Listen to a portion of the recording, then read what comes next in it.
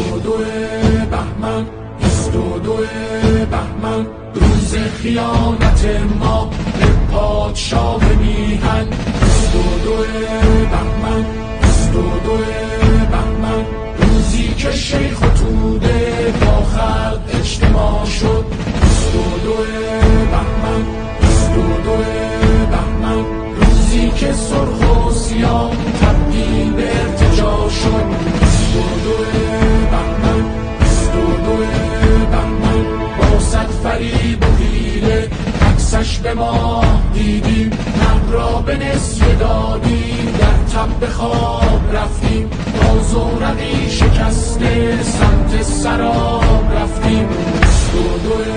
بهمن 22 بهمن تو باله های شورش هنوز بر جا مانده تازنده آن کسی که با ملتش نمانده آری تنها نجات ایرانمان بیداریست هر کس این پس بخوابد یقین بدان با ما نیست شهر بر آن قلبی که مهر وطن ندارد بریده باد زبانی کین بانگ به تن ندارد آری تنها نجات ایرانمان بیداریست هر کس این پس بخوابد یقین بدان با ما نیست 22 بهمن 22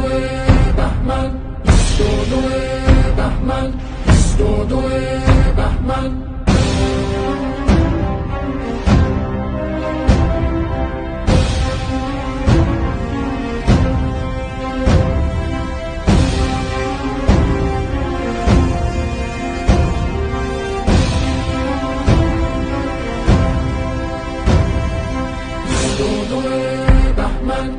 22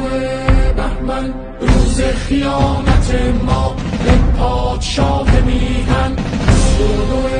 بهمن 22 بهمن روزی که شیخ و توده با خلق اجتماع شد 22